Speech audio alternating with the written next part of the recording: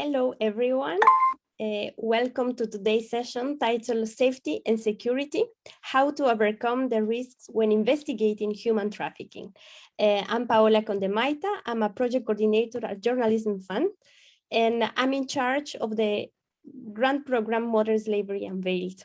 In this grant program, we also have a training program that is part of this huge grant for journalists, and we carried out this grant program already in 5 sessions with different webinars. And today we are organizing the 5th one with special guests. Well, at Journalism Fund, we are dedicated to advancing independent and investigative journalism across Europe that serves the public interest, furthers accountability as well as transparency, and contributes to critical thinking and well-informed debate. I would like to thank all those people who have been following and attending our webinars so far. And I would also like to invite you to subscribe to our newsletter to know about more webinars and trainings. So I will share with you the link to subscribe to our newsletter if you want to be informed about all our activities, all our grants, not only in the framework of this grant program, but regarding all our grants in different topics. So let me share this with you.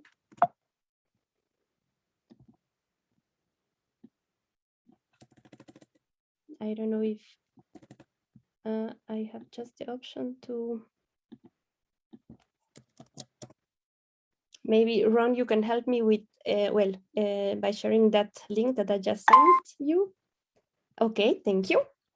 You can subscribe on that link to our newsletter, but I would also like to invite you to our pre-application sessions for the Modern Slavery Unveiled grant program next Monday, 5th of September, 5th of September. We will be carrying out these pre-application sessions where we basically try to help you and to guide you with your application to have a successful application, and if it's possible to have a grant from us, and especially regarding this grant program, Modern Slavery Unveiled. So I invite you to enroll for these pre-application sessions next Monday. You will see the availability there, but if you cannot make it, I would like to also invite you to write us at modernslavery@journalismfund.eu, and you can contact me, and then we can maybe schedule another time where you are available. So I just share all those links. My colleague Ron is gonna share these links on the chat. And then I will also like to explain more about our grant. Cross-border teams of professional journalists can apply for a grant to cover working time and/or expenses to investigate, document, and expose aspects and cases of forced labor, cross-continental trafficking, and other issues related to the exploitation of Asian victims in Europe. So please, I would like to invite you to apply. If you don't have a teammate, we can help you to find one, whether in Asia, whether in Europe, but please write us so we can assist you further. Before we begin, I have a few housekeeping notes. Today's session is being recorded to be available for viewing afterwards. And if you have any questions for the presenters, please use the chat feature in this Zoom webinar. Each presenter today will have a total of 30 minutes for their presentation. If one of our presenters completes their presentation before the 30 minutes, there may be time for a question from attendees. However, we will hold most questions until the end of the session, and I will then read questions out loud for the presenters to answer as time permits. Today, we'll be discussing how to overcome the risks when investigating human trafficking. An important training need already identified for this webinar is security, both digital and physical, and for investigative journalists and CSOs to do their work and expose cases of human trafficking and abuse. They need to be able to conduct their work in a safe, enabling environment. Through the security training, we hope that participants will be empowered to create this environment and safeguard themselves from abuse and fallout related to their work. We will be featuring Annie Kelly from The Guardian and Ian Urbina from the Outlaw Ocean Project. We will also like to inform you that at the end of the questions and answers, we will share with you a QR code that will direct you to a survey, and we will send you the link via the chat as well. This is not mandatory, of course, but it will be very useful for us to know more about your feedback. Having said this, we will also like to know from where you are following this webinar.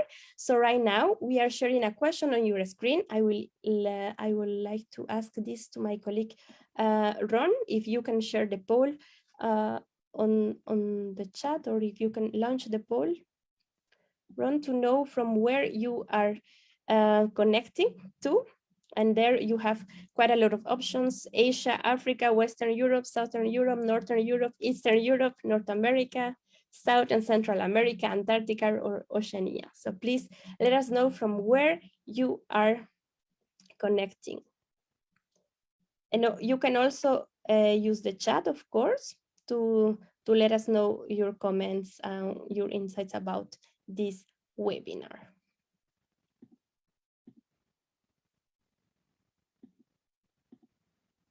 Okay, great. Please let me know if you want to write as well on the chat. So far we have 24 people who have connected, so thank you for that.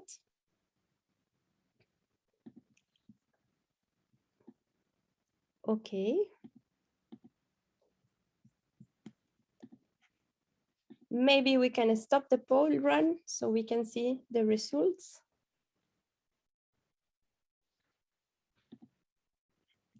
Okay.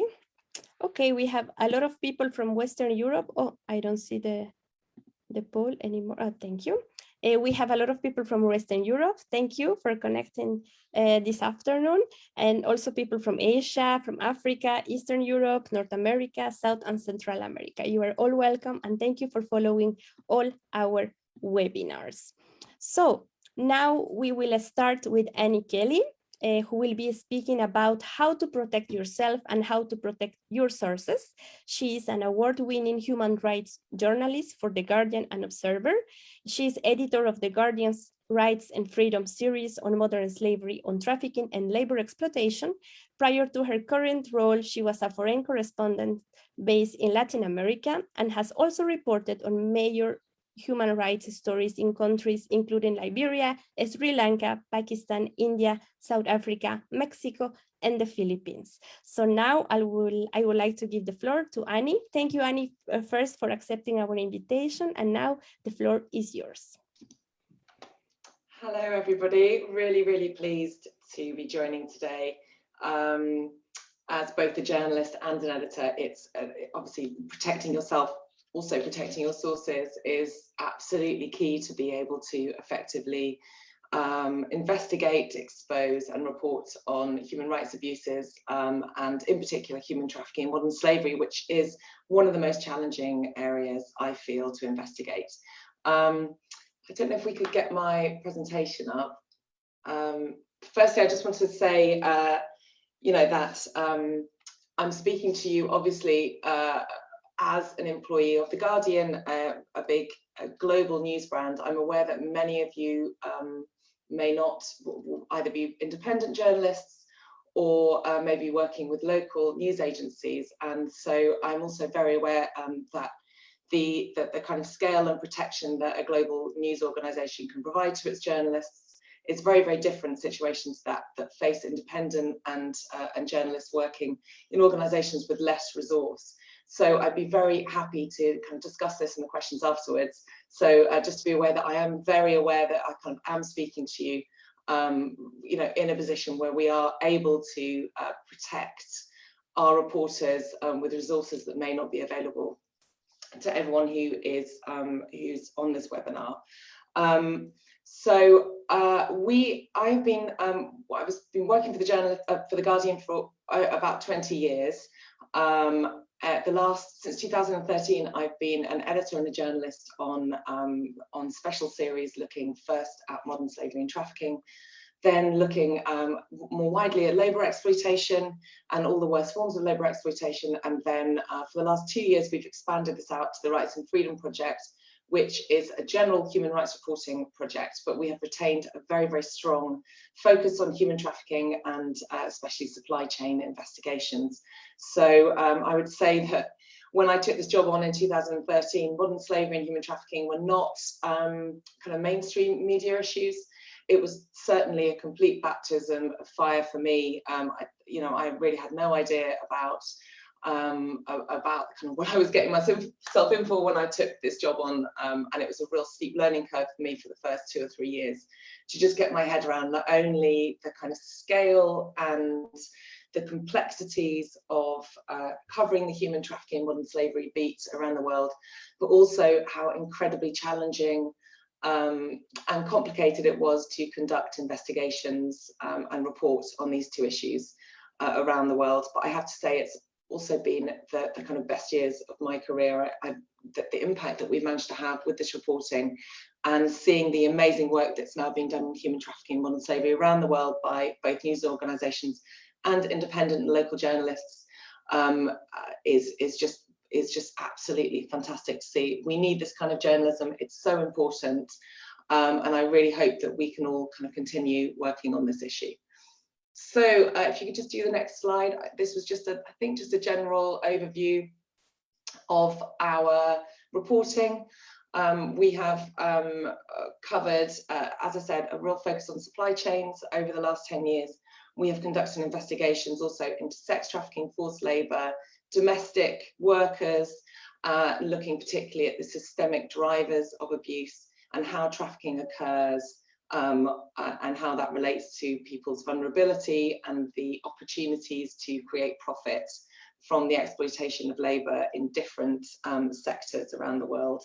The industries that we have focused on, we've tried to kind of look at the industries that most touch people's everyday lives. So we've looked at food, at fishing, which I know Ian's going to speak on. He's done some amazing work in this area. We've looked at mining, fashion industry, electronics. We've really tried to technology. We've really tried to kind of look at the things that we all use, consume, wear, and how, and tell the stories of those people at the bottom of those supply chains and try and expose how labour exploitation and human trafficking and the worst forms of labour exploitation are allowed to flourish within these systems. So if you can go on to the next slide. What I wanted to do today was just go really quickly through a couple of the investigations that we've done over the last 10 years and talk about how it relates to keeping yourself and protecting your sources when you're investigating human trafficking and modern slavery. What we are doing when we're investigating human trafficking is investigating a crime. It is a criminal operation. There are many people involved who do not want these stories out there, who do not want their business model disrupted. So you are dealing with a criminal industry, and that obviously presents enormous risks, both to yourself, but also particularly to your local sources and the journalists that you may be working with and any human rights campaigners you might be partnering with. In September 2013, we broke a story about the use of forced labour in Qatar on World Cup construction projects. As you probably all know, Qatar won the bid to host this year's World Cup, and we wanted to look at the forced labour and debt bondage of the tens of thousands of migrant workers who were being recruited into Qatar to work to build Qatar's World Cup dream. We've been looking at this over the last 10 years, and it's presented many problems and many issues and questions about how both to protect our reporters, but also to protect the workers that we are talking to in order to be able to kind of draw attention to the exploitation that's happening. Pete Patterson is an investigative journalist. He's been leading our reporting in this area. And Pete and I have spent many hours talking about how to both keep him safe in Qatar and also how to protect his sources. Qatar, when Pete started working in September 2013, was already quite a sensitive place to work in. It has increasingly become more and more of a difficult place to operate in those 10 years because of all of the because of how much the Qatari government really do not want this reporting to disrupt their plans for their World Cup dream. In September 2013, Pete was one of, I think, when he first went in, we had many conversations about how he would operate in this environment, particularly in a way where he would not draw the attention of the Qatari authorities and also be able to access workers at their labour camps. We felt it was very important to show the working and living conditions of these workers. And at that time, the labour camps that many of the World Cup workers were living and working in, the conditions were absolutely appalling. So we had a system in place whereby we had obviously a regular check-in. So Pete would check in with me in the morning and in the evening. He went in to Qatar on his own passport on a tourist visa because the Qataris were not giving out media visas anyway. So he went in with his own passport. He did go in as a tourist. We made sure that he had very strong links with human rights groups before he went in. So we spent many hours talking to human rights campaigners working in Qatar and also seeking the advice of groups like Amnesty around the atmosphere in which these workers were operating in. At that time, the Qataris weren't really particularly on top of this idea that labour exploitation would be of interest to a global audience. To be honest, when we first launched this investigation, when we first went to them with our right to replies, they actually didn't really understand what we were saying because they had no real concept that there was an issue with the way that the migrant workers were being recruited, the amount of debt that they were operating under, or the fact that they weren't getting paid and operating under the system of kafala, which meant that they were effectively trapped in their jobs and were unable to leave the country or unable to change work.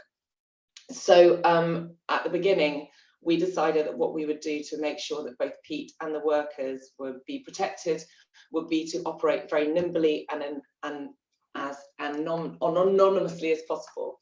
So Pete had instructions from us that he should not spend more than around 45 minutes at any one location.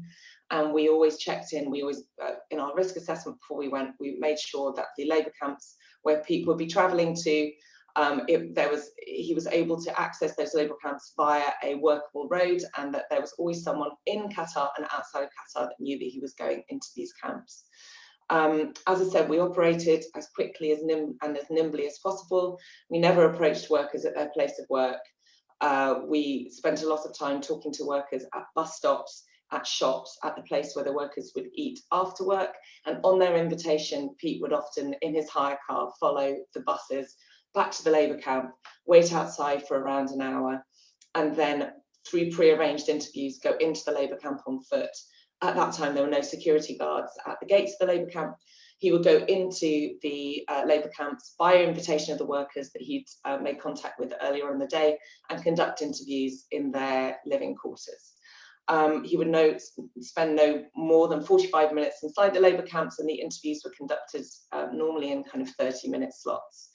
We would then kind of make multiple trips back to meet the same workers over a period of time, but it was very labour intensive for Pete because he'd often be driving 2 hours to a labour camp, spending 45 minutes there, driving 2 hours back, and then repeating that process many times. So he spent probably far more time in the car or waiting in the dark outside labour camps than he did actually inside the accommodation. But that way we were able to make sure that the workers themselves were comfortable with the arrangement, and also it meant that Pete didn't attract too much attention because he was in and out very quickly. As his reporting progressed, and after the first investigation that we launched, the Qataris got far more aware of the negative press that this migrant labour story was generated for them. As the years progressed, the threat of arrest became much greater, so there were other journalists, teams of journalists who have been arrested and detained in Qatar since trying to report on the same story. There have also been some migrant workers and activists who have been blogging and writing about the problems with migrant workers in Qatar who've been arrested and detained for far longer. The foreign journalists who've been arrested, including a BBC and a CNN crew, were only detained for about 24 hours and then they were asked to leave the country. So when those arrests and those expulsions began to happen, we discussed the risks to Pete continuing his reporting, and we kind of worked out that really the biggest risk to Pete was that he would probably be held in a police station for about 12 hours, and then he would be put on a plane and sent home.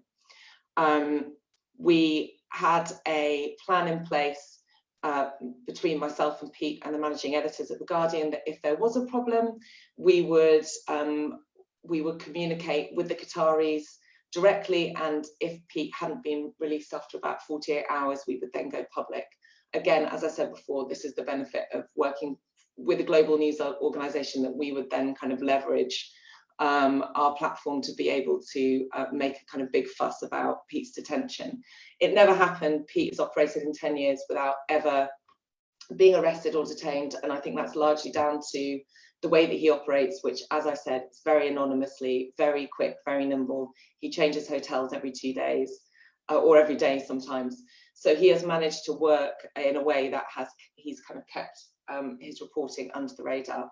Our greater fear was that the workers themselves would either lose their jobs or would get in trouble with the authorities, and that the human rights organisations that we are working with on the ground would also face similar heat. So since those arrests and those detentions happened, we kind of have adjusted our way of working, and we decided that it was posing too much of a risk to go to worker accommodation. So since those first 2 reporting trips, we no longer go to worker accommodation. The only point of contact that Pete has with workers is at places away from their work and away from their accommodation. It takes more time, but we have managed to get into a place where we have never found out that any workers that Pete has spoken to have had any problems, and Pete keeps in touch with all of those workers in the weeks and months and now years after our interviews, and make sure that if there were any problems, we would then be able to help those workers, and would be able to kind of create publicity around the fact that workers were either getting fired or imprisoned or expelled from Qatar as a result of speaking to a journalist. So, I mean, I could speak about this for hours, but I think we'll probably go on to the next slide because I'm aware I've only got 30 minutes. In June 2014, we conducted it took about 6 to 10 months, an investigation into modern slavery and trafficking on Thai ghost ships linked to the global shrimp supply chain. This was where we exposed very severe, kind of almost chattel slavery on ships that were producing food for shrimp farms. Those shrimps that were being fed by these kind of ghost ships were then being exported to supermarkets around the world. It was an incredibly difficult investigation. I'm not going to speak too much about it because I know that Ian has done so much work in this area. He can talk in great detail about this. This investigation, as I said, took 6 to 10 months for us to do, and it involved the Guardian's then Southeast Asia correspondent Kate Hodel and a freelancer, Chris Kelly, every day being at a couple of ports in Thailand trying to track workers and ships where there may be people being kept in absolutely appalling conditions. This investigation posed quite significant issues, both for protecting the journalists, but also protecting their sources and the men that were aboard those ships. The investigation meant that these 2 journalists, our journalists, had to be physically at these ports pretty much every day, not only to win the kind of trust of those people working at the dock would be able to get intelligence about which workers were on which ships might be coming in, which ships might be going out to take men or workers out or bring workers off these ships back to port. We only did this investigation in partnership with local human rights organisations. Thailand was, and now still is, a very, very sensitive place to work and a potentially very dangerous place for local journalists and for local human rights defenders. We worked very hard before we did kind of any boots on the ground investigation to be able to do a lot of preliminary work with a network of local human rights defenders where we were ensuring that they would be able to help us know when would be safe to be at the ports and when any workers might be in danger by the journalists being on the ground there. So we had a very kind of complex communication system with these human rights defenders, where they would be able to be feeding us information about when the police might be at these ports, where there might be any danger to any of the workers. And we again operated very nimbly. The journalists spent a lot of time in cars waiting to be able to go onto the port and talk to workers who were coming off the ship, or try and make contact with anyone working on the ships who may have seen anything, because many of these ghost ships were being kept miles off sea with the workers that we knew were being most badly treated, kept away from land for up to 6 months or even years at a time. When we were particularly concerned with the safety of the locals who were working with us, so we operated at that time, there weren't so many encryption and kind of safe ways to communicate. So we would conduct many of these meetings in person. We used burner phones, which meant that we then changed SIM cards a lot. So we would try and avoid any kind of numbers being traced that way. And we always met at different times and alternated between 2 or 3 different ports, so that we were present, but not an absolute reliable constant presence at these ports. As I said, Kate Hodel was the Southeast Asia correspondent. We were concerned that when the story broke, she may get some heat from the authorities there. So we made sure that she was operating transparently. We made sure that all of her accreditation was up to date. She continued reporting throughout the time that she was doing this investigation to make sure that her visibility was still quite high. And we made sure that both her and Chris Kelly were out of the country when the piece went live. We also made sure that the human rights defenders who were quoted in the piece were also out of the country at the time that the piece went live, just to make sure that they would not be arrested or detained. We also made sure that we were scrupulous about the way that we approached the Thai government and all of the companies in terms of our right to reply. So we made sure that we gave everybody enough time to be able to respond to our findings, and to be able to establish communication with both the government sources and also the companies, and especially the local Thai food producers, to make sure that they were aware that we would be publishing, and that there was no one that this would be taken by surprise, and that the repercussions on any local workers would follow. We also made sure that the workers that we knew that were in trouble on the ships were anyone that was coming off that we were then asking to interview were already under the kind of care and protection of local human rights groups, and were happy to speak, and would then be able to be in a safe place, whereby they were then either requested to be taken home or were found shelter elsewhere. Just to go on to the next slide, I'm aware I'm running out of time.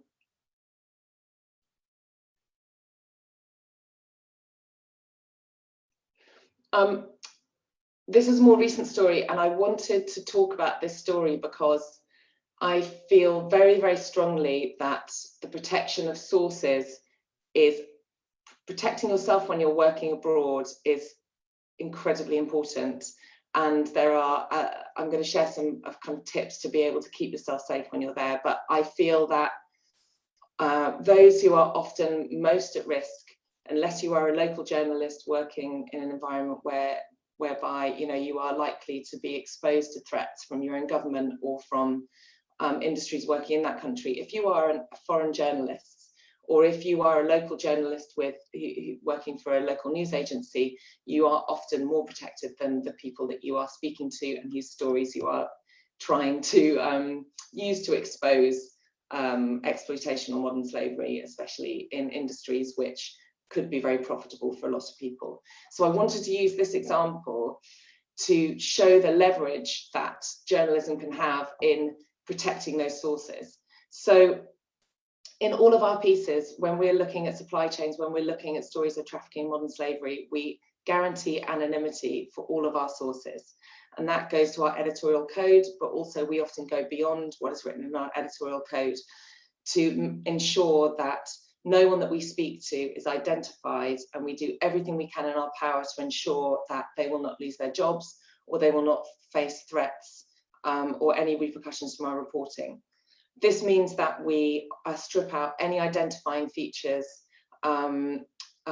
including any information often about ages, around family members, around places where they live or work. When we're describing places of work or describing people's homes, we make sure that in our kind of in our attempts to kind of bring colour and narrative to the story, we're not kind of giving away any indication, any kind of identifying features that could then lead to those workers being identified. If we are talking to agency workers, we make sure that we are operating, for instance, in factories. We're making sure that the workers cannot be identified by the manpower agency that they work for. So, for instance, when we did an investigation into an electronics factory, we uncovered a lot of issues with one manpower agency, but we realised that that manpower agency only employed around 50 workers at that factory. So if we named that manpower agency, it would be very evident that it was some of those 50 workers that had spoken to us. So we actually didn't name that manpower agency in the piece in order to make sure that the workers didn't face any repercussions afterwards. With this piece, I just wanted to show that sometimes investigating this work can often actually mean that you can protect sources on the ground by being open and transparent with the fact that you are looking into this. This is a slightly different take on it. So we heard from some local contacts that there was a garment worker in India working at an H&M factory who had been murdered by her supervisor after a campaign of rape and sexual harassment that she had suffered at this factory. And we knew that her family, as a result of this, were being harassed by the factory management, and that the unions who were trying to make this murder and the harassment of her family public were also being threatened in their work. We wanted to write about this story, but we were also very aware that as journalists, we were able to try and, we felt that we might be able to try and offer the unions and the family protection by leveraging our ability to make this story public with the brands who could then intervene and ensure that this was stopping. So as soon as we heard that the family and the unions were being threatened, we picked up the phone and called H&M and said that we were journalists looking into doing this story. We were going to print a story that this family was being harassed, and that the union, who were trying to expose what had happened to this young worker, were being threatened in their homes. We were then able to get the brand to intervene directly with the factory, and that harassment stopped. We then went directly to the factory itself and told them that we would be running an investigation into what happened to that worker, and that enabled us to be able to talk openly with the union and with some of the women working at the factory, because they knew that H&M, the main supplier at the factory, would not tolerate the fact that this one of their suppliers was not being open and transparent about what happened at the factory. So I'm just trying to say that sometimes there is a way that you can, that by investigating these stories, if sometimes you have to be able to understand that the power of journalism to be able to offer protection to sources and to stop abuses happening on the ground. And finally, I wanted to talk about a series that we did with a group of local journalists across Myanmar earlier this year, which was talking about their lives reporting under military rule to a global audience. And this reporting was incredibly sensitive because we were talking to local journalists around what had happened in their country since the military dictatorship took power. These journalists were operating in incredibly dangerous situations. They were all working in secret. They were often operating in areas which were under direct attack from government forces. And we had to make sure that by doing this reporting, we were not putting them in any greater danger. We tried to guarantee their anonymity. And we did that through making sure that any communications with those journalists were through encrypted sources. So we did everything. We stayed entirely off email for all of this work. We only worked through safe encrypted channels. The journalists in Myanmar wanted to work through Signal, so we did all of our communications via Signal. We worked through encrypted messages on Signal, and we worked through trusted intermediaries, often in other countries such as Thailand, where we would be able to not be directly contacting the journalists in Myanmar. So we would be communicating with the journalists through trusted intermediaries in places like Thailand. When it came to paying them, we made sure that they were not receiving any direct payments from The Guardian. And we made sure that the journalists saw their copy before it was launched, both in their local language and in English, to make sure that there was nothing in that copy that would identify where they were or would put any of their family or any of the reporters at risk. So we had a huge risk assessment drawn up at the beginning of this operation, where we made sure that the journalists themselves in Myanmar were the ones who were telling us the things that they needed to be safe when they were doing their reporting. We then used that as a guideline to create a risk assessment around what they said their requirements were, and we ensured that every step along the way up to publication and beyond, they were giving us approval on the measures that we were taking to keep them anonymous. And finally, before Ian, I just wanted to share a few tips about keeping yourself and others safe. Firstly, I would say always have a solid reporting plan and risk assessment in place, even if you're a freelancer. So this is about taking into account all of the environmental, political, social, and also infrastructure risks, so that you can be prepared and have a contingency plan for anything that might go wrong. I think this is really important as an independent journalist, that you do this for yourself and try and maybe involve a contact, a mentor, an editor you work with, to just look over that risk assessment. I'll just ask them, could you please look over this risk assessment before I go on this trip, to make sure that I haven't missed anything, so that you've really thought through any potential risk to yourself before you leave. I would say the roads are often the most dangerous thing you're going to face on a trip. In my 10 years of reporting, we've only had 2 serious injuries and fatalities, and they were both on the roads, and they were both people who were traveling on unsafe roads. Make sure you are traveling safely. Make sure that you are traveling in a vehicle that is roadworthy. Make sure that there's a seatbelt. Avoid traveling at night. Always make sure that you know the roads that you're traveling on and the risks that you could be taking on those roads. Always travel on main roads, and always tell someone where you're setting off and have a good idea of when you're going to be arriving.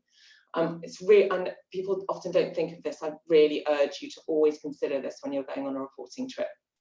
Always have a person who's your check-in, even if that's a family member, if you're not working for a news organisation, and make sure they know who to call if you go silent. Always make sure that somebody has a local contact for you as well, be that someone you're travelling with, a photographer, an activist, someone that you're working with. Make sure that whoever is your main point of call has a contact for you in country.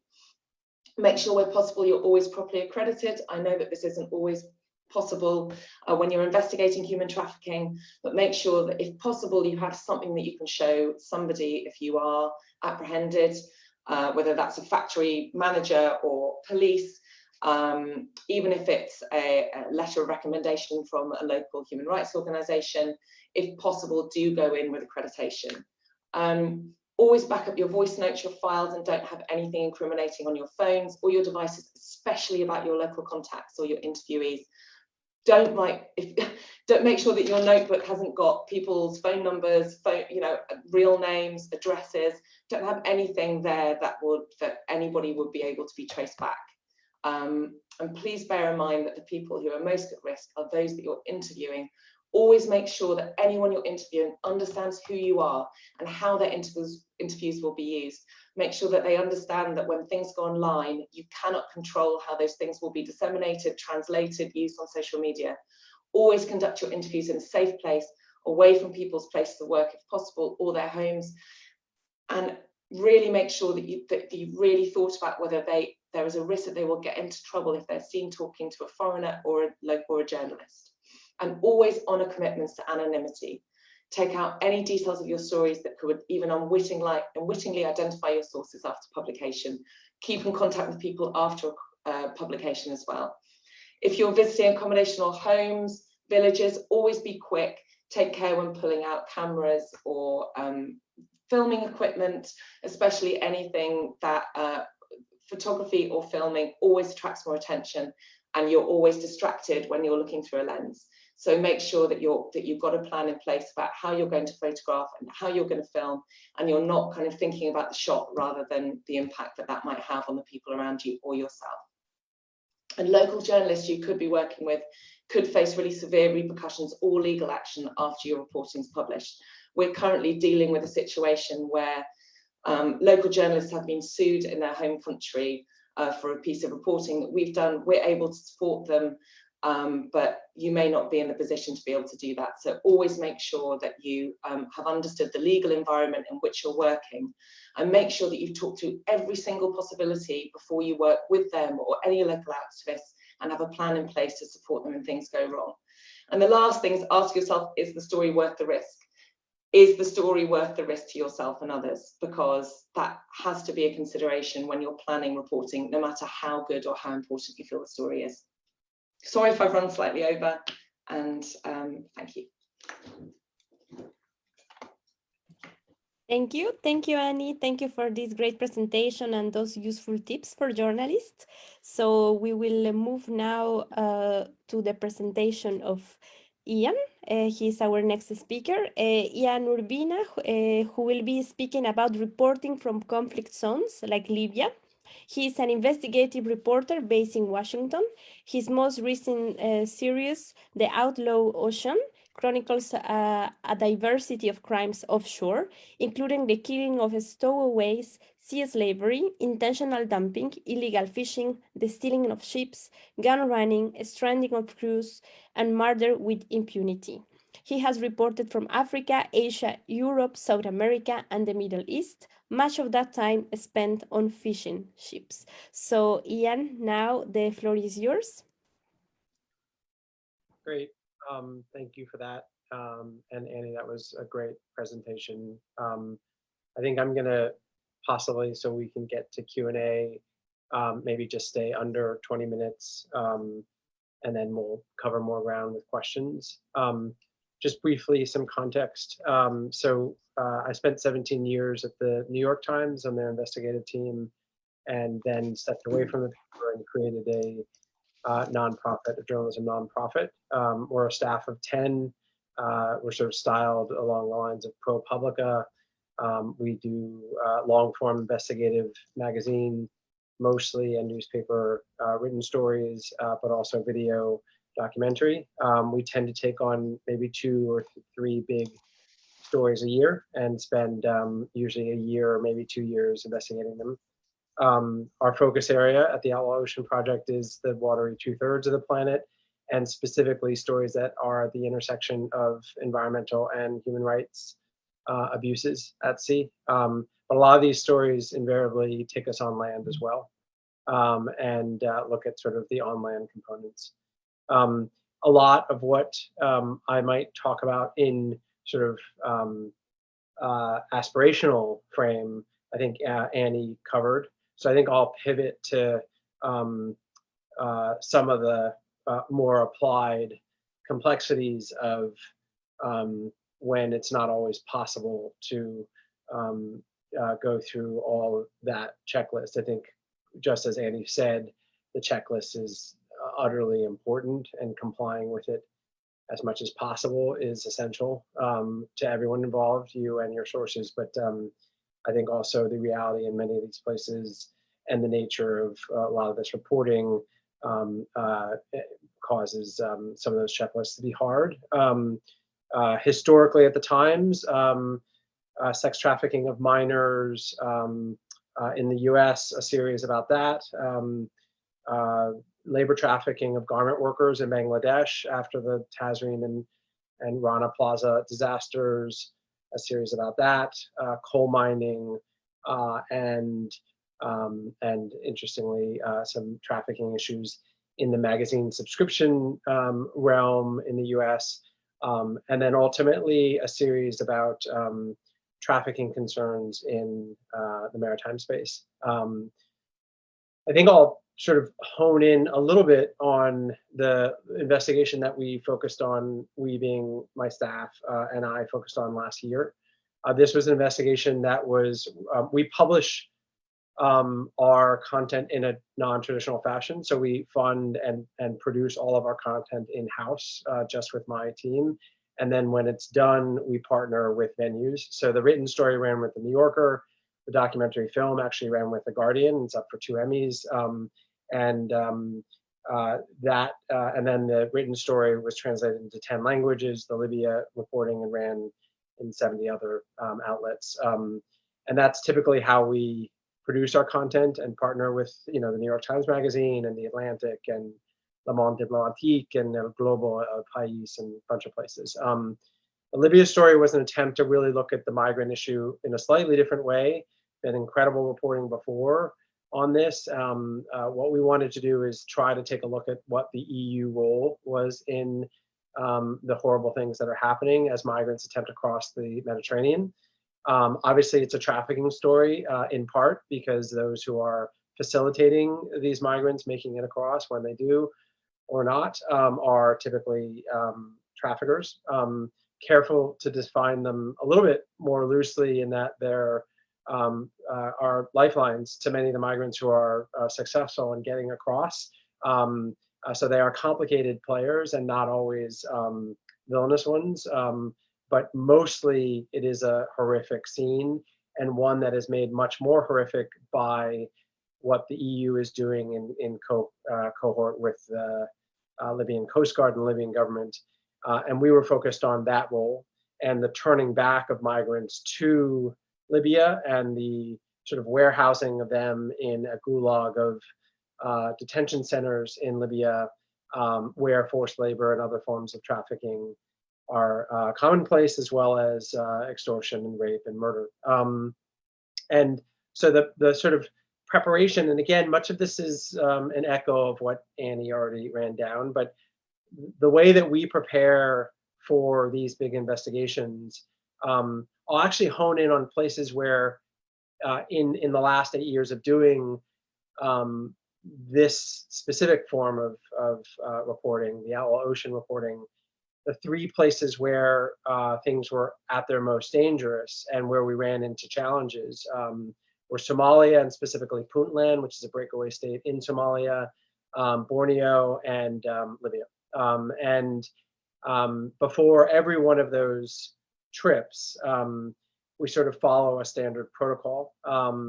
The on-land team and the in-theater team. The Libya reporting was divided into 2 teams. There was the on-land team, which consisted of me and 3 others. And then there was the offshore team. The offshore team was embedded on a 5-week embed on a Doctors Without Borders ship, and they were chronicling the rescuing of migrants by Doctors Without Borders. The on-land team, we were looking into the detention centers, the government, the EU complicity with the government in Libya and capturing these folks, and specifically investigating the death of one migrant named Aliou Kande in one specifically notorious detention center called Al-Mabani. The preparation before the trip usually occurs a couple months before, and we have a whole series of meetings, those who are going on the trip and then their support teams behind them. Sometimes, in this case, we had an external embed who was tracking our reporting, and she was with us. And so she had her own team, but she was there to chronicle what we were doing. And then the rest of the folks who were on our team were folks that worked for me.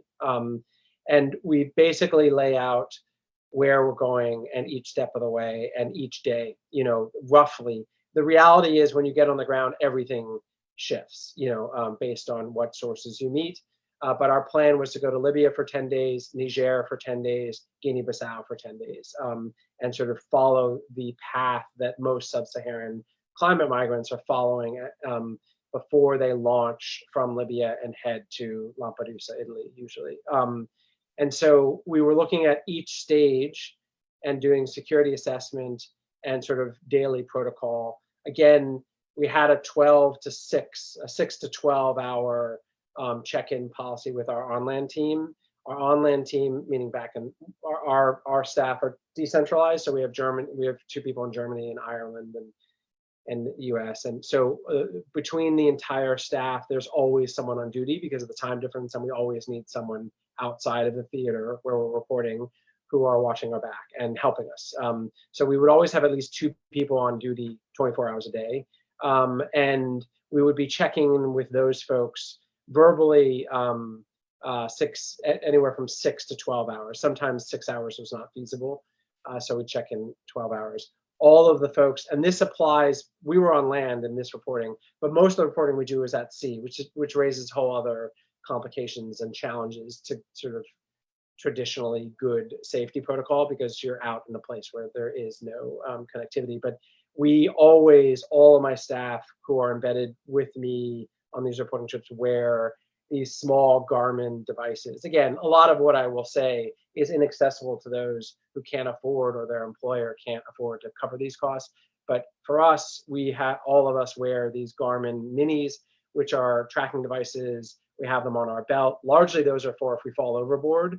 They have an SOS code, they're satellite connected, and they're keeping track. And our staff on land, the out of theater folks, are always watching our location via those. Our phones are also turned on in these countries. We usually, in Somalia, Borneo, and Libya, assume that we're going to be hyper tracked by the government. So we're not trying to outsmart them, because we know they're going to be watching us nonetheless. What we're trying to do is have our own independent tracking if we do get taken captive, which was the case in Somalia and Libya, which ended up happening. We also, before we launch to theater, we have a lot of meetings about the so-called emergency document. And the emergency document is a complicated document, but it's sort of the one-stop shopping document that has every single phone number of everyone you might want to contact, and in what order and in what scenario, and what they're good for, and all of their, cell phone 1, cell phone 2. And this goes up to White House staff and congressional staff, to law enforcement, to, interestingly, some of our most helpful individuals are former administration folks. So in Libya, Secretary of State John Kerry was extremely helpful, for example, and he was out of office, but he was vital. And Leo DiCaprio was very helpful. He's been a supporter of the journalism, and people like that have powerful connections.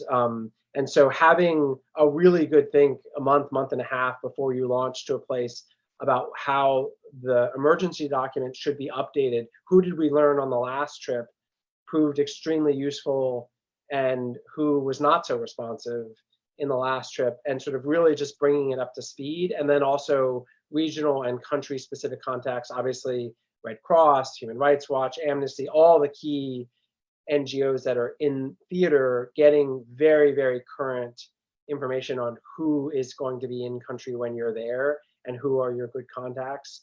UNODC, all of these sorts of Interpol, all of these folks, they often have turnover. And so you've got to update your emergency list before you launch. So that's one huge undertaking. On that list, we also have the standard thought process information related to medical emergencies.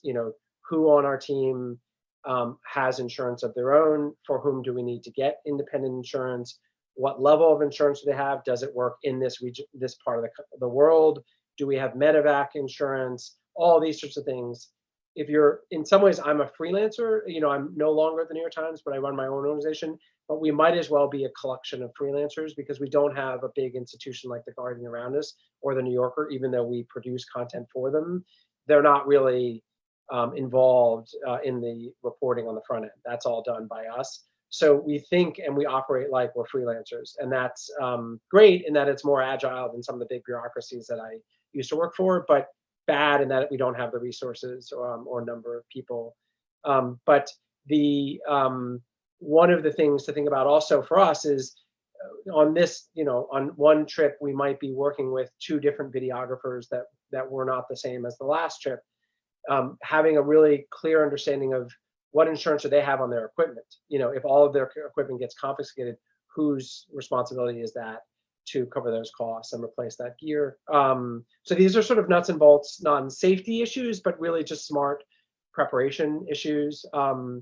Then when you get in theater, I've got to be honest, I mean, in the places we go and also at sea, a lot of this stuff becomes very difficult to maintain at the level, not traveling big roads, not traveling at night is simply not feasible in some places. You travel when you have the proper car or the proper people, or the source tells you they're available right then to talk.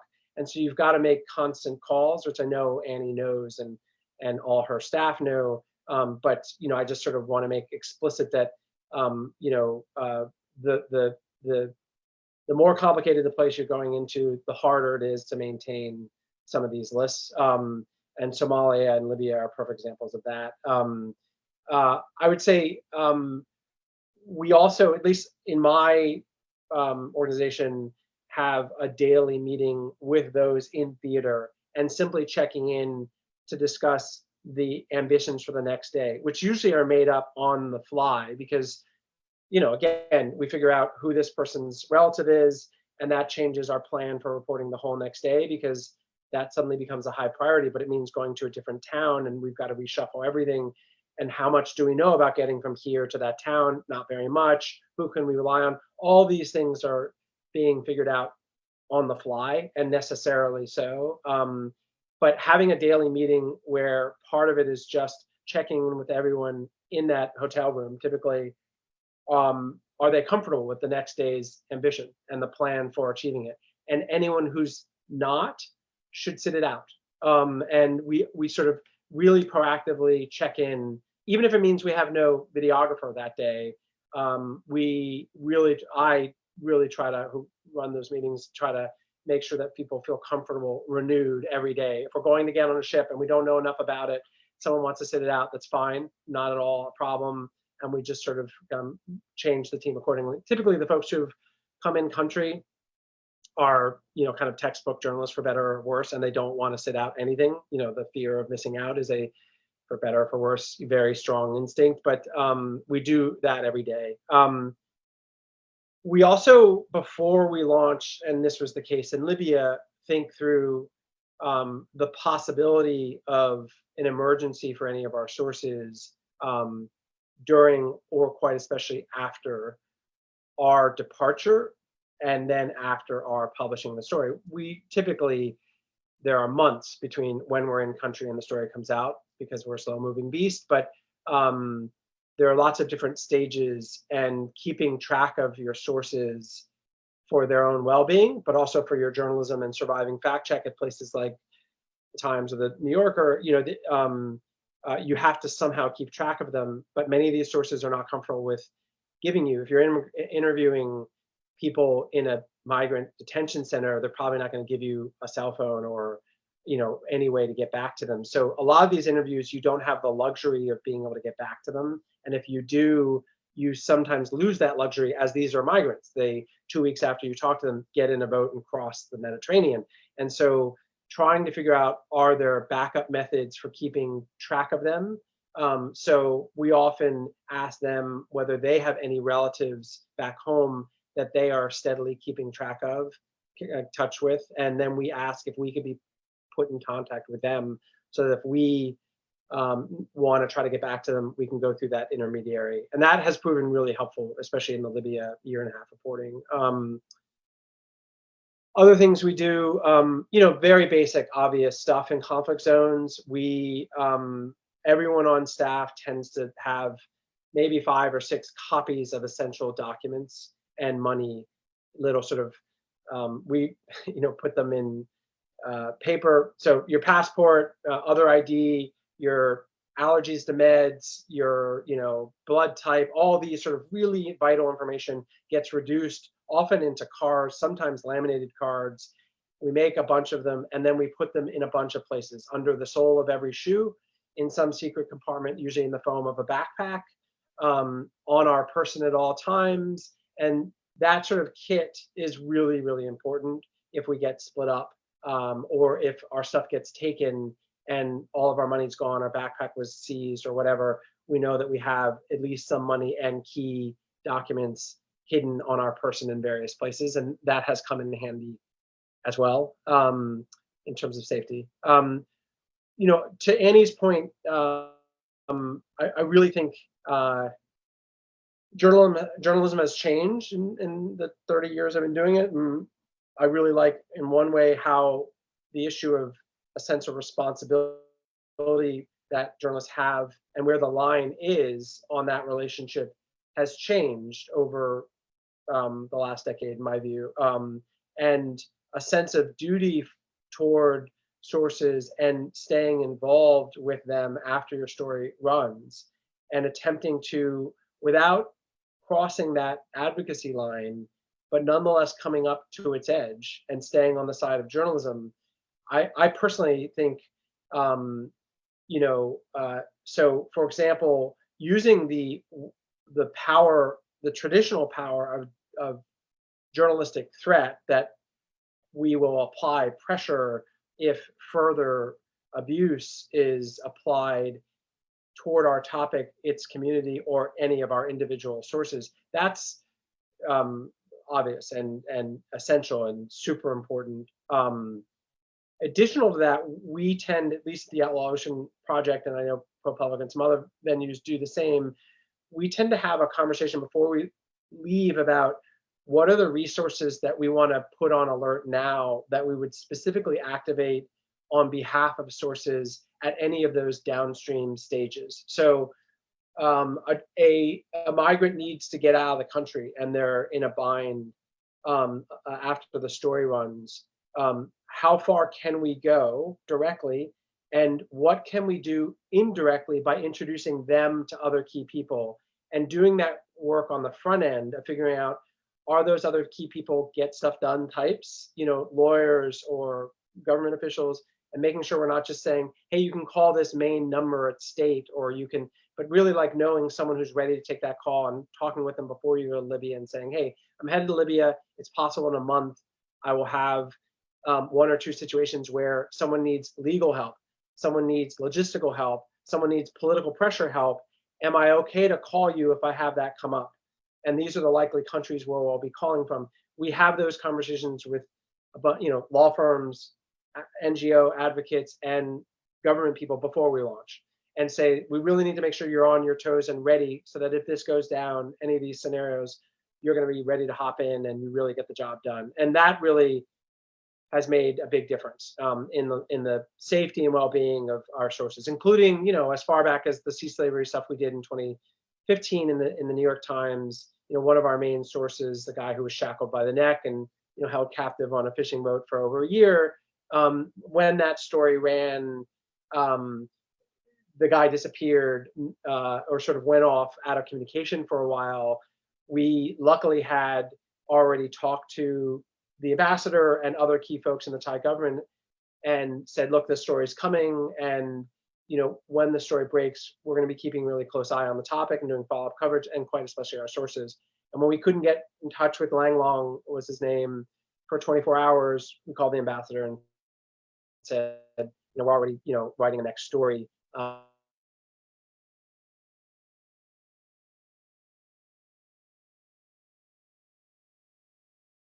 And we need to figure out where he is, and you guys need to locate it. And he was fine, but it's just a huge role that the Thai government ended up having in that one source's life for the better, after the story broke, getting him mental health, getting him housing, job training, etc. So I think that follow-up commitment 25 years ago was not kosher. There was a much bigger wall between journalism and advocacy, but now I think there's not just a comfort level, but an expectation that you as a journalist have a duty to be thinking about what's going to happen to the sources, whether they're named or not, after the story breaks. So I think that's really important for freelancers to think as well. Let's see where I am on time. If this is running, 20 minutes. Okay. I'm looking at my list here. In the case of, it's a funny thing to cite a story like Libya, where we ultimately were taken captive and some pretty terrible things happened, and then we were rescued and evacuated. It is somewhat, I personally don't share the view that when things happen, and I'm not implying that anyone on this call conveyed this view, but I think it's out there that journalists, I think, sometimes assume that if things happen, dangerous things happen in the course of reporting, you've done something wrong. I don't share that view. I think there are some places in the world that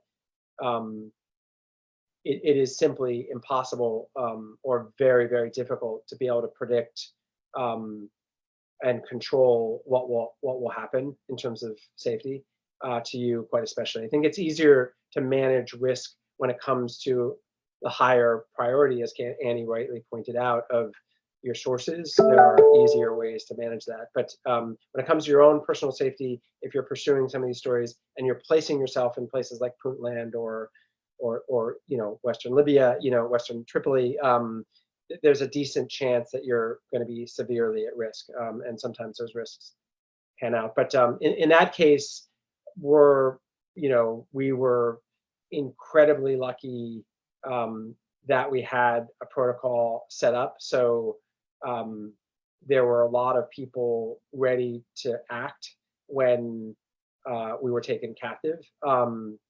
And also just the serendipity of I was on the phone with my wife when the militia came for me, and she was on the phone under the bed on a call that was not hung up and heard much of the abuse that unfolded for the next hour in the hotel room before they took us to prison.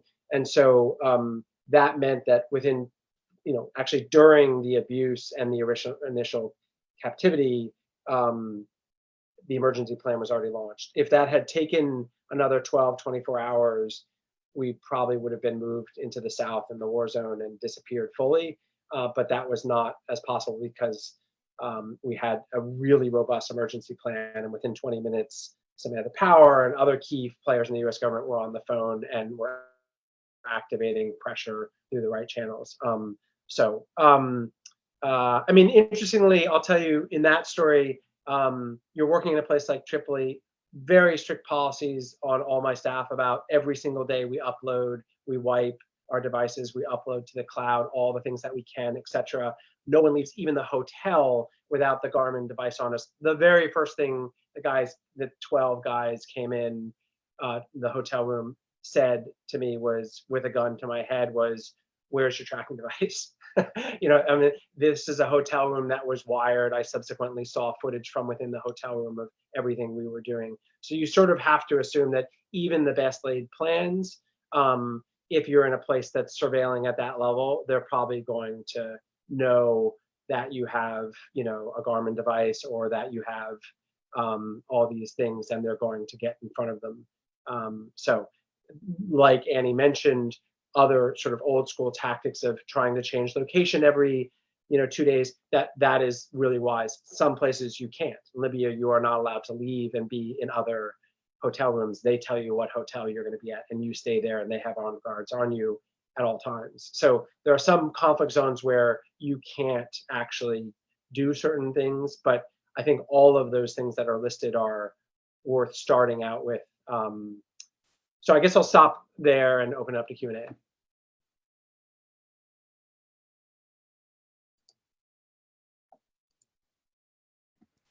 Thank you, Ian, for your intervention and for sharing your experiences with us. As you said, we will proceed with the questions and answers. So I will start reading your questions. If you haven't written your question, you have the time to do it now. But I will go maybe for the first question, and maybe for both of you, it will be. Wait, let me read it here. Okay. So here the first question is how for example, it's a journalist who is writing us from Asia, and he's asking what will be the difference. Like, he is an Asian journalist, he's not from America, he's not from UK. What will be your own advice regarding his position? In a way, he's more as he's saying, he's more vulnerable to risks because he lives there. He does not have the option to leave the country as easy as a European or another citizen could do it. You know that sometimes it's more problematic. But what could be your suggestion for this journalist? It's one of the first times that he is investigating human trafficking. So what will be your suggestion? Maybe we can start with Annie. Yeah, it's it's really, really hard, and you know, the best and the bravest journalists I've ever worked with are people who are reporting on human rights abuses in their own country in a position where they could, you know, face severe repercussions. I would say that being as there are ways that you could try and, for instance, try and partner with international publications on some of your stories that would enable you to have a degree of protection in that you are also writing, you know, for an organization that might have the leverage to be able to expose any problems that you then face. And I think international media organizations are increasingly aware of the need to be working in partnership with journalists in local countries where human rights abuses are happening. Certainly here at The Guardian, there's this idea that the kind of foreign correspondent, the kind of white foreign correspondent parachuting into human rights abuses, that you know, that's a model that needs to be you know, moved on from. I think being as having as high a public profile sometimes helps in terms of being very present on social media, having you know, it being a story if you do face any kind of repercussions. But look, it's really, really hard. I think always having, if you do work for a local organisation, having and making sure that you have people above you who are supporting you and are supporting your stories is crucial. But it is almost impossible to be able to, for me, as you know, sitting here in the safety and comfort of hundreds of miles away, to be able to say that you could ever be really safe and secure working on these very difficult stories. But I think kind of maintaining partnerships with international organizations, ensuring that you remain kind of public and keep your public profile as high as you can, sometimes helps, sometimes obviously works against you. Also making sure that you have editorial support within your organization for the stories that you're doing. I don't know whether Ian has got anything to add. Thank you. Any Ian? Yeah. Yeah, I mean, I think you covered the bases perfectly. I might just add that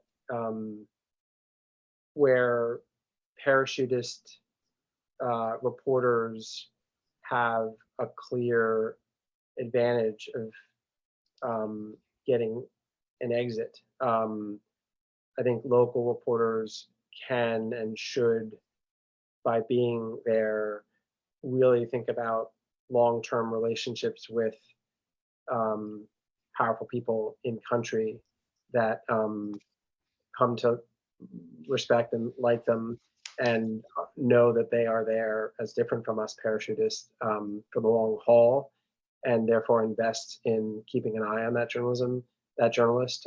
That's something that we can't do and don't need to, because we have the luxury of an exit strategy, but the local journalist really has to think about those long-term relationships. And we at the Times, we have this reporter named Willie Rashbaum, who's been the police, law enforcement reporter for 4.5 decades, which is rare in the current profession when beat reporters get moved so often.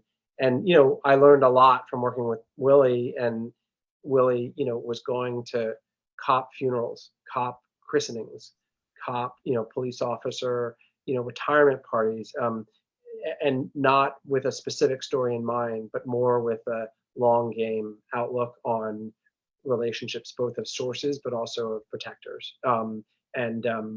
That's the sort of thing that someone like this journalist probably needs to do if they're planning on sticking with this storyline for a long while.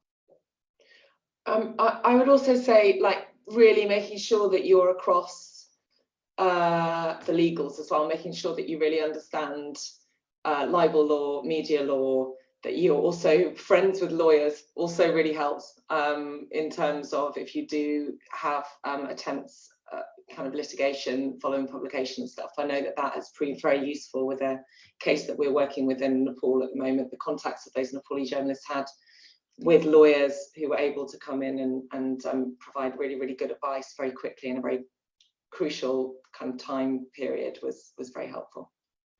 Thank you both for your answers. Let's go and let's move to the next question. It says, what are good, safe places to meet the victims? I heard bus stops, places where they eat after work, their own homes. Anywhere else that you could recommend? Well, I would say in my experience of both reporting and editing on stories, places that are away from the workplace, often away from home. So yeah, places where, bus stops, places where people eat. I mean, we quite often try and find, I'm sure Ian does the same, we try and find like safe places if we've got if we kind of arrange to interview people, we will interview them in kind of safe places that are far away from their workplace or their home, like be that sometimes in some contexts a hotel room or a lawyer's office or a human rights. I mean, somewhere where like basically it's a kind of very neutral ground, far away from anywhere where they might be seen. Ian? Yeah, I mean, I also, so every answer of mine, if I follow Annie, is gonna be like, yeah, what she said. So I'm adding here always. I also do like, especially on ships where you're dealing with really small quarters and you've got to sort of figure out who can see you where. But I often like to try to have some activity that's happening while I'm talking with a person, so that from afar it looks like, well, they're kind of talking, but they're kind of also doing whatever. And the activity can be, opening cashews and eating them, and or pistachios or whatever. Like it's something. It can be mild activity. It doesn't have to be grand. But I do find like A, that breaks the ice better, and B, it also gives a sort of pretext of this is not an interview, it's two people sitting next to each other chatting over something else. And that in a weird way can provide cover that can be helpful later on if the person wants to say. They just I would sat say down. our reporter in Qatar has been on a fairground carousel interviewing workers before on like adjoining horses. So speaking to Ian's point. Thank you for those answers. We have a new question, and it says, don't you get scared when you do this type of investigation, especially having gone to prison or like etc.? Maybe Ian, you can start. Yeah, yes. I get scared, and more recently, we just got back from a trip where we ran into drama again, and after Libya, I found myself much more rattled and quicker. And if I didn't get scared, then I would start questioning what's going on there. I'm not an adrenaline junkie, and I do not enjoy a sense of danger. At the same time, I do, and I think to Annie's point, also really trying to calmly have a reckoning with yourself, and then also with your team about, does this feel merited? And sometimes it's a hard thing to answer because you don't know what you're going to get. But also trusting your instinct. I personally find, this is why Annie's comment about the roads, I find the biggest risks are actually not someone wanting to do harm to you. It's, oh, well, I can only talk with that worker at 2 a.m. near where they work, which is a sketchy part of town, and we're probably going to be in a dark bar or whatever, and walking home or getting in a taxi at that hour or being even in a bar at that hour is really risky, because people are drunk and acting stupid and aggressive, and they're in groups of 5 guys, and so just bad stuff happens in those ways, more so than the captain's angry at me and he's going to slit my throat at night. That's not normally the risk. It's just being in the wrong place. And so my point there is really getting good at your sort of 360 radar and trusting your spidey sense. Like, something feels off, we need to go. Or in Libya, like, I'm not liking this building. I'm just not liking the facial expressions. I'm not sure, but let's hit the road and come back a different day. Trust those instincts, even if you don't understand them. Annie? Yeah, I would just completely agree. I think Ian's been in far more scary situations than I have personally. As an editor, I like whenever anyone's on a trip, I basically don't sleep for the entire duration that they're away. It's constantly terrifying. But yeah, I would just add, I completely agree with Ian. I would just add that thing about instinct. I would just say, you know, if it feels like something's off, it often is. And that often, like, just don't hang around. I think kind of I always say to all of the reporters that are going anywhere, you know, where they might be at risk or be putting other people at risk, it just like, don't hang around. Don't sit there for hours trying to just get that last one shot, or that, like, just get in and get out, even if you have to go back or whatever. Like, don't put yourself in extra, like, the longer you stay somewhere, the more at risk you are from people making calls. Or, you know, we've had situations where we've had people, you know, in interviewing workers, and they've stuck around too long, and someone has seen them and called someone else, and like carloads of people have turned up 20 minutes later because they stuck around too long. So just be aware that it's better just to act swiftly and nimbly and try and, you know, kind of keep going, keep moving. Thank you. Maybe just to finish, I would like to ask you some final thoughts that you could share with journalists. We have a lot of journalists who are willing to investigate these kind of cases. They have been attending the previous webinars and this webinar as well. So what will be your advice? Maybe Annie, we can start with you. Your final advice for journalists who are willing to investigate these kind of cases, who are willing to take the risks as well. I mean, first of all, you know, it's just hats off to you. It's hard, really difficult, often dangerous, but also complicated work. And, you know, a lot of the time, like, I mean, sometimes the stories don't come off. You can spend months investigating something and you just can't get it across the line for whatever reason. So I would say it's difficult, complicated work, but it's vital. It is just such crucial work and needed more now than ever before, in these terrifying times that we're living in. And I would just say, like, my advice would just be to, outside of the risks, is just to make sure that you're always thinking about the stories of the people that you're telling, and making sure that you are staying true to their experience, but also really thinking about the impact that your reporting is going to have on their lives afterwards. And by kind of seeing them not as, you know, fodder for your own story, but as human beings with you know, whose experiences matter, making sure that you keep them at the heart of your reporting and at the heart of any risk assessment that you're doing. Thank you, Annie. Ian?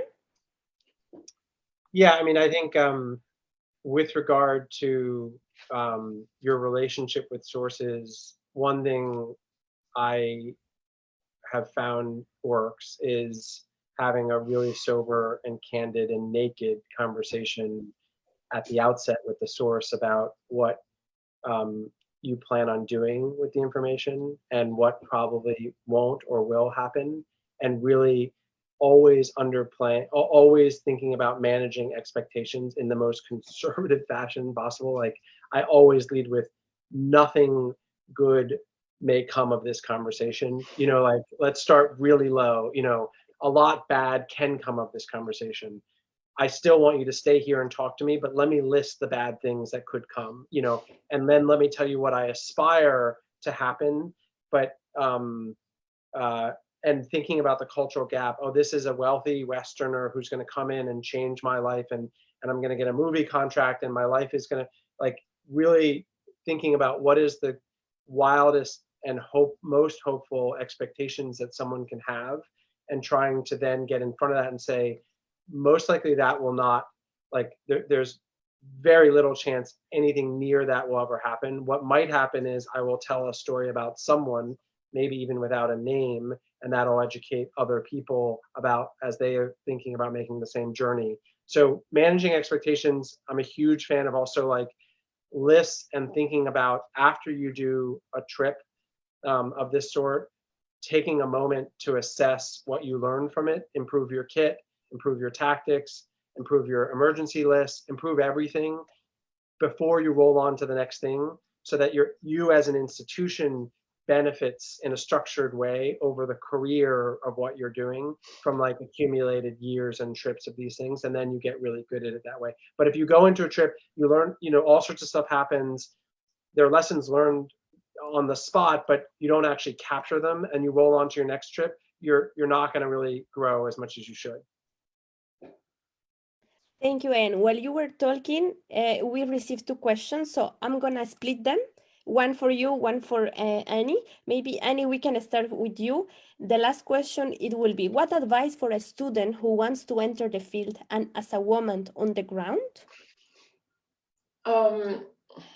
Yeah, it's tough to break in now. It's tough. Jobs in journalism are really hard to come by, and it's really, I mean, it's difficult without knowing the context of where the questions come from in terms of where she's living and stuff. But I would just say, if you're interested in human trafficking and slavery, there are lots and lots of different ways of going about it. Like, there are lots of ways of looking at labor exploitation, maybe, at starting in your own community, in your own country, in your own kind of thinking about industries that you might be interested in. You don't have to go for the big glory kind of huge, you can start off and just really learn your trade, kind of just go out there, just keep going, keep kicking on the doors. And if you've got the story and you just keep practicing and keep pushing, eventually one of those doors will break. And I think tenacity and focus and kind of, as I said, like really thinking about the stories that you feel passionate about, and growing a really, really thick skin for rejection are all really good tips. They certainly helped me when I was early on in my career. Thank you, Annie. And Ian, just to finish, well, I think you both addressed this topic, but it says like this. Are some of the risks you both mentioned in dangerous areas also have to do with the fact that the reporters, including yourself, might not or obviously not look like locals, and that might make authorities or other actors be alerted, I think, of your presence? In that case, would that be better to assign people who are either local or whose physical appearance might not stand out in places they report from? Maybe Ian? Yes. Yeah, yes and no. I mean, I think we alluded before to, you hire locals, if things go south, they die. Like they get locked up permanently. They do not have an exit strategy. You have the benefit of coming in. You also usually have the benefit of going out. You might get kicked out, but you're probably going to get out. So I think that there are clear, huge advances, cultural fluency, language fluency, discretion, all these things by relying on locals. But there are also greater risks in many ways. And furthermore, doing your reporting through someone else has its own inherent risks. You're getting information handed off to you. No matter how savvy and talented and trustworthy that person is, you're still degrading the quality when you haven't seen it yourself. So I think in my personal experience, the best model is a combination of the two. So you're doing a team reporting where you're bringing in folks, really, really carefully chosen folks who are local, and you're usually keeping those folks anonymous to some degree. You also want to give them credit and sort of, but you got to work that out with them and make sure what the right balance is. But then you're also bringing your own team in externally because they have the advantages I cited. Thank you. Thank you, Annie. Thank you, Ian. Thank you so much for your interventions, your great presentations. I think we really enjoyed listening to you this afternoon. And before we sign off, I'd love to tell you about our Modern Slavery Grant Program. And actually, as you both mentioned, and it's linked to this last question, that we encourage cross-border and cross-continental collaborations of journalists. So please, if you are interested in applying, do so. The deadline is on 15th of September. Also, I'm addressing Ian and Annie. If you are interested in applying, you can do. And if you know someone who is interested, a journalist who will like to investigate these kind of cases, please share this grant with these persons, because for us it's very important to investigate and to unveil these stories. And next Monday, as I told you at the beginning, we will have a pre-application session where you can discuss with us your ideas, your proposal, and of course, we would like to help you to get a successful application. And also, I would like to share with you some resources that could be very useful. I don't know if my colleague Ron could share now on the chat. Yeah, there you have some resources that we offer for journalists, some links, useful links that can be helpful for you when you are starting your investigation. And also, we would like to share some resources from Pacific Links Foundations. They prepare some tools that journalists may find especially helpful to refer to potential trafficking survivors. As you see, they have a support line, they have an email also that where you can write them. So I share with you the link of Pacific Links in case you are interested in having more information. So having said this, well, see you next time. Thank you for participating and have a nice rest of the day. Bye. Thank you. Thank you. Bye. Bye-bye.